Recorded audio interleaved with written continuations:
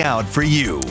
New numbers show a staggering climb in reports of anti-Semitism in Oregon and Washington as the U.S. sees a record high of reported cases in 2022. And Jamie Seymour digging deeper as we look into what's behind that rise.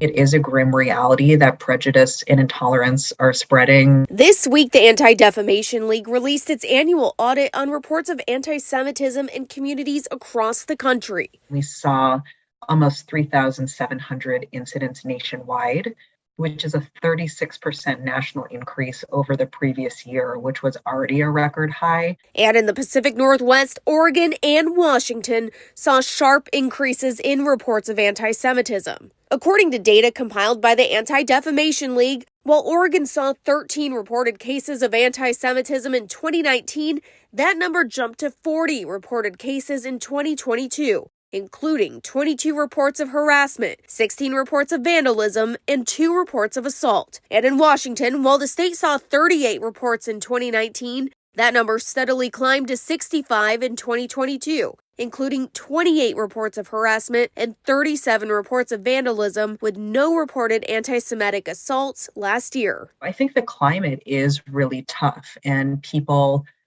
hate is becoming much more normalized. Late last spring, Portland saw a string of bias crimes related to one suspect, identified as 34-year-old Michael Bivens, charged with the vandalism of 2 synagogues, damaging property at a local Black-owned restaurant, and setting fire at the Muslim Community Center. Bivens has pleaded not guilty to the charges, but earlier this year we learned he is also now facing federal charges in connection to these cases. The Anti-Defamation League, an organization focused on fighting bias and anti-Semitism, says they've also seen increases in xenophobia, LGBTQ hate, anti-Black racism, and anti-Asian hate, especially since the COVID-19 pandemic. We at ADL firmly believe that anti-Semitism doesn't happen in isolation.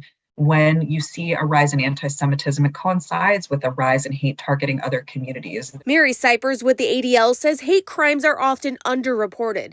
And while the numbers can be frustrating, it's also a sign that more people are coming forward, crediting the bias hotline that was established in early 2020 through the Oregon Department of Justice. Building that culture of reporting and speaking out year over year is going to shed so much light on the problem and help us think towards even more solutions. Jamie Seymour, KOIN 6 News. The Oregon DOJ's Bias Response Hotline urges anyone targeted to call or report online. We have a list to those resources on KOIN.com.